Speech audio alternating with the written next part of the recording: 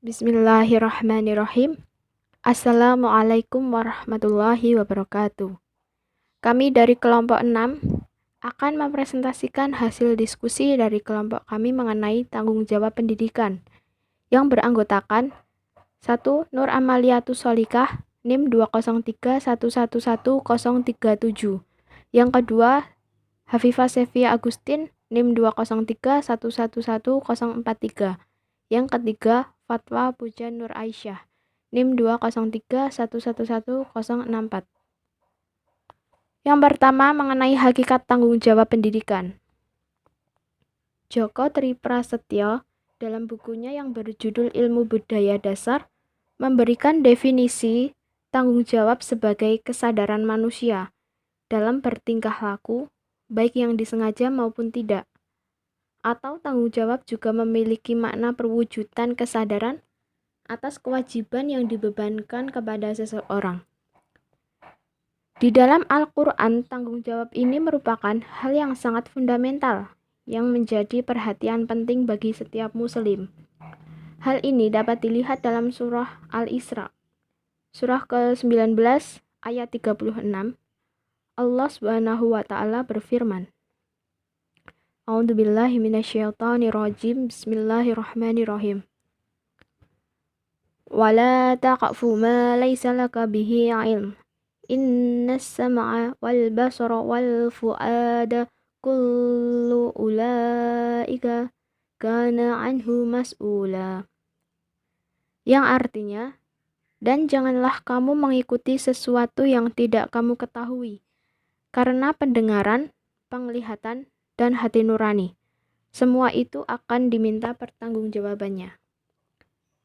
Menurut ayat di atas, bahwa segala apa yang dilihat, didengar, dan tersirat dalam diri manusia akan diminta pertanggungjawabannya. Singkatnya, tanggung jawab merupakan kewajiban melaksanakan tugas tertentu karena wewenang telah diterima terlebih dahulu. Kewajiban ada karena wewenang telah diterima. Oleh karena itu, tanggung jawab merupakan hal yang wajib dikerjakan oleh orang yang telah diberi wewenang dalam skala yang terkecil, yaitu orang tua. Secara terperinci berikut ini merupakan tugas dan tanggung jawab orang tua dalam memberikan pendidikan bagi anaknya. Yang pertama, menanamkan akidah. Aspek akidah merupakan aspek fundamental yang harus ditanamkan kepada anak sejak dini, sebab akidah dapat memberikan bimbingan secara moral dan sosial kepada anak. Menurut Abdullah Ulwan, di antara tugas sebagai penanggung jawab pendidikan di rumah tangga, orang tua harus memberikan petunjuk dan mengajari anak tentang keimanan kepada Allah secara bertahap dari penginderaan akal kepada fenomena, dari parsial menuju kepada yang integral, dan yang paling sederhana kepada hal yang kompleks.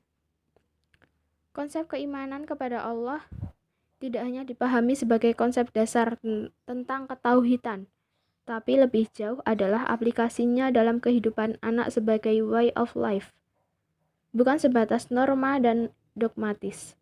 Sudah menjadi tanggung jawab orang tua menerangkan kepada anak-anaknya tentang prinsip-prinsip agama serta hukum agama sehingga anak benar-benar mengerti tentang pengalaman dan pengalaman dalam beragama. Sedangkan implikasi penanaman akidah ini akan berdampak pada karakter dan moralitas anak, sebab akhlak itu sendiri merupakan bagian dari agama.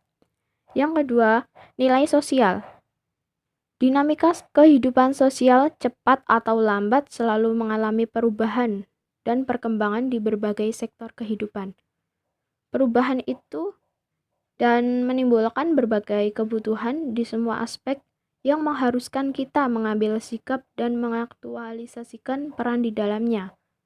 Untuk itulah, sebagai penanggung jawab pendidikan, orang tua memiliki fungsi dan peran strategis dalam mensinergikan perubahan sosial beserta nilainya dengan perkembangan anak didik di rumah tangga sebagai penanggung jawab. Al-Quran sebagaimana menghimbau orang tua untuk berperan aktif dalam kesadaran sosial.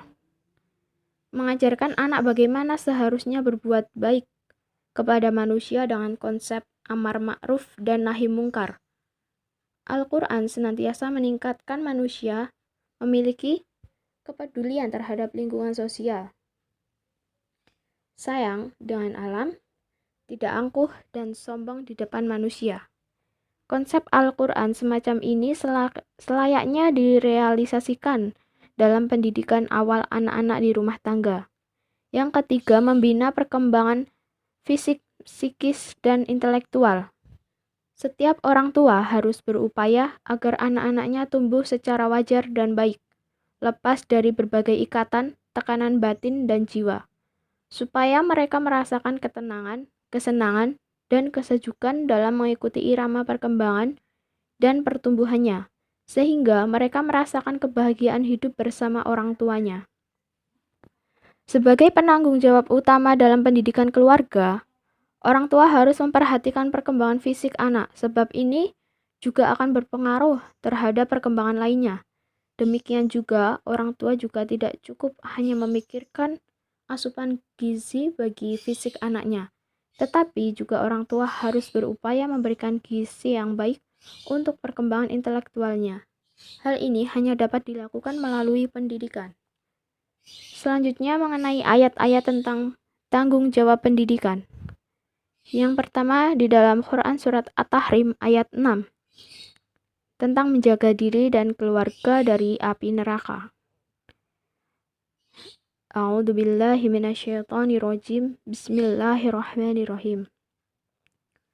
Ya ayyuhalladzina amanu qu anfusakum wa ahlikum naran waquduhan nasu wal hijaratu 'alaiha malaikatun ghilazun shidadun la ya'sunallaha ma amarahum wa yaf'aluna ma yu'marun. Shadaqallahul adzim, yang artinya, wahai orang-orang yang beriman, peliharalah dirimu dan keluargamu dari api neraka, yang bahan bakarnya adalah manusia dan batu. Penjaganya malaikat-malaikat yang kasar dan keras, yang tidak durhaka kepada Allah terhadap apa yang Dia perintahkan kepada mereka, dan selalu mengerjakan apa yang diperintahkan. Kemudian penjelasan ayat.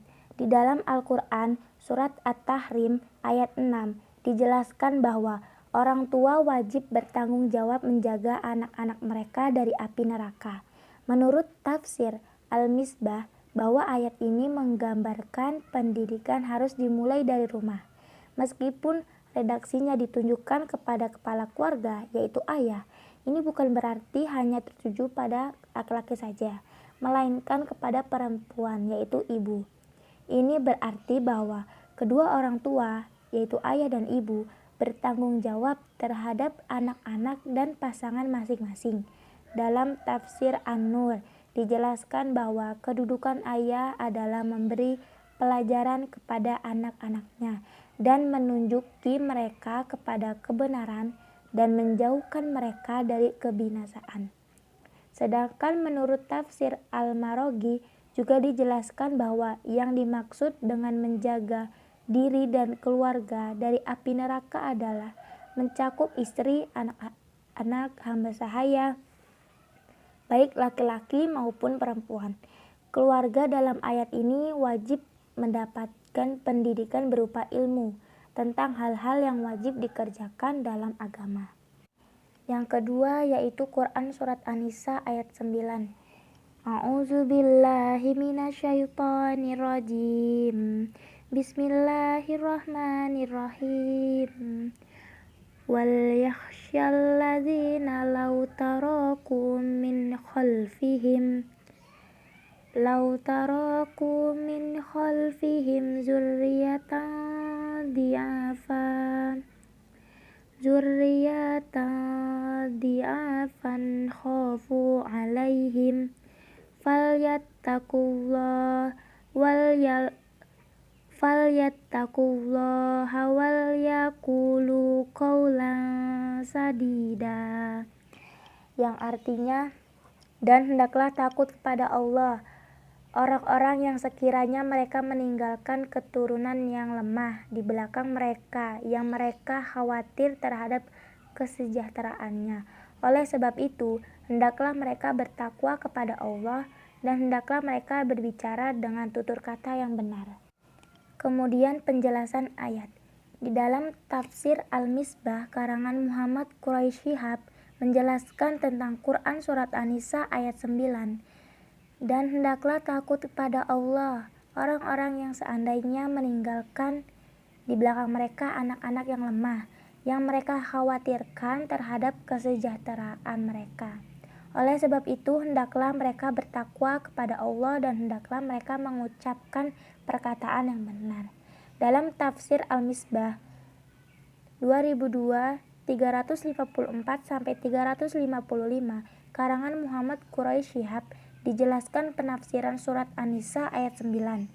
Dan hendaklah orang-orang yang memberi aneka nasihat kepada pemilik harta agar membagikan hartanya kepada orang lain sehingga anak-anaknya tidak terbengkalai. Hendaklah mereka membayangkan akan mereka seandainya meninggalkan di belakang mereka, yakni setelah kematian mereka, anak-anak yang lemah karena masih kecil atau tidak memiliki harta, yang mereka khawatir terhadap kesejahteraan atau penganiayaan atas mereka, yakni anak-anak yang lemah itu. Apakah jika keadaan serupa mereka alami, mereka akan menerima nasihat-nasihat seperti yang mereka berikan itu? Tentu saja tidak. Karena itu, hendaklah mereka takut pada Allah atau keadaan anak-anak mereka di masa depan. Oleh sebab itu, hendaklah mereka bertakwa kepada Allah dengan mengindahkan sekuat kemampuan seluruh perintahnya dan menjauhi larangannya. Dan hendaklah mereka mengucap perkataan yang benar lagi tepat. Kemudian yang ketiga, Quran surat At-Taubah ayat 12. Bismillahirrahmanirrahim. Wa innakasu aymanahum min ba'di ahdihim wa ta'anu fi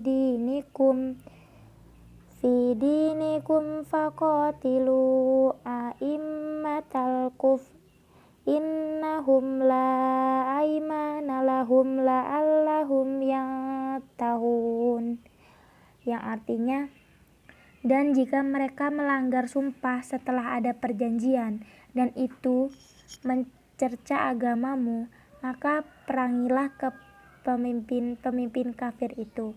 Sesungguhnya mereka adalah orang-orang yang tidak dapat dipegang janjinya. Mudah-mudahan mereka berhenti. Kemudian penjelasan ayat. Di dalam tafsir Quraisy Shihab menjelaskan tentang Quran surat At-Taubah ayat 12. Apabila mereka melanggar perjanjian yang mereka setujui sebelumnya dan terus-menerus mencerca agama kalian, maka perangilah para pemimpin orang-orang yang sesat itu beserta pengikut-pengikutnya, karena mereka sebenarnya tidak memiliki perjanjian dan bukan orang yang berhak mendapat perlindungan, agar mereka berhenti dari kekufuran. Baik, kemudian yang keempat, Quran surat Asy-Syu'ara ayat 214. A'udzubillahi minasyaitonirrajim. Bismillahirrahmanirrahim. Wa anzir ashiratakal aqrabin. Shadaqallahul adzim. Yang artinya, dan berilah peringatan kepada kerabat-kerabatmu Muhammad yang terdekat. Di dalam tafsir Al-Misbah, kata asyirah berarti anggota suku yang terdekat. Ia terambil dari kata asyara, yang berarti saling bergaul. Karena anggota suku yang terdekat atau keluarga adalah orang-orang yang sehari-hari saling bergaul.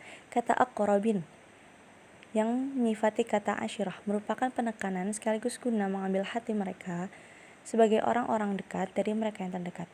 Demikian, ayat ini mengajarkan kepada Rasulullah SAW dan umatnya agar tidak pilih kasih atau memberi kemudahan kepada keluarga dalam hal pemberian peringatan dan pendidikan. Dalam sebuah pendidikan, tentunya terdapat sebuah subjek, objek, dan sarana-sarana lain yang sekiranya dapat membantu terselenggaranya sebuah pendidikan. Allah Subhanahu wa Ta'ala telah memerintah kepada Rasul-Nya yang mulia di dalam ayat yang jelas ini agar dia memberikan peringatan kepada keluarga dan sanaknya sanak kerabatnya terlebih dahulu, kemudian kepada seluruh umat manusia, agar tidak seorang pun yang berprasangka jelek kepada Nabi, keluarga, dan sanak kerabatnya. Maka hal itu akan lebih bermanfaat dan seruannya akan lebih berhasil. Kemudian yang kelima, Quran Surat Asy-Syu'ara ayat 215. A'udzubillahi minasyaitonirrajim. Bismillahirrahmanirrahim. Wa ahfidz janahaka limanittaba'aka minal mu'minin. Shadaqallahul azim. Dan rendahkanlah dirimu terhadap orang-orang yang beriman yang mengikutimu. Di dalam tafsir Quraisy Shihab, dan berlemah lembutlah kepada mereka yang telah menerima seruanmu untuk beriman. Kemudian yang keenam, Quran Surat Asy-Syu'ara ayat 214. A'udzubillahi minasyaitonirrajim. Bismillahirrahmanirrahim. In asauka faqul innai bari'am mamma ta'malun. Shadaqallahul azim. Yang artinya, kemudian jika mereka mendurhakaimu, maka katakanlah Muhammad, sesungguhnya aku tidak bertanggung jawab terhadap apa yang kamu kerjakan. Dalam tafsir, apabila mereka menyelisih perintahmu dan tidak mengikutimu, maka berlepas dirilah kamu dan dari tindakan-tindakan mereka dan kondisi yang meliputi mereka berupa kesyirikan dan kesesatan. Kemudian yang ketujuh, Quran Surat Asy-Syu'ara ayat 217. A'udzubillahi minasyaitonirrajim. Bismillahirrahmanirrahim. Wa tawakkal 'alal azizir rahim. Shadaqallahul azim. Dan bertakwalah kepada Allah yang Maha Perkasa dan Maha Penyayang. Tafsir Quraisy Shihab. Lalu serahkanlah kepada urusanmu kepada Sang Maha Perkasa dan Maha Kuasa untuk menghancurkan dengan izahnya musuh-musuhmu. Dia akan memberikan pertolongan kepadamu, juga kepada orang-orang yang ikhlas dalam perbuatannya dengan rahmatnya. Kesimpulan, sebagaimana yang telah kita maklum bersama, tanggung jawab merupakan sikap menerima akibat terhadap segala sesuatu yang terjadi. Dalam konteks ini, tanggung jawab yang dimaksud adalah tanggung jawab dalam bidang pendidikan, yaitu siapa yang berperan dalam peningkatan mutu pendidikan. Tanggung jawab adalah keadaan wajib penanggung segala sesuatu. Sebab secara ilmiah, anak pada masa awal kehidupan berada di tengah-tengah ibu dan bapaknya. Dari sinilah kemudian anak memperoleh pendidikan, baik itu sikap hidup, pandangan hidup, sampai kepada keterampilan hidup. Menurut Zakiyah Darajat, bahwa dalam masalah pendidikan, orang tua merupakan pendidik utama dan pertama bagi anak-anaknya. Orang tua atau ayah dan ibu memegang peran yang sangat penting dan sangat berpengaruh atas pendidikan anak-anaknya. Sekian dari kelompok kami, kurang lebihnya mohon maaf. Wassalamualaikum warahmatullahi wabarakatuh.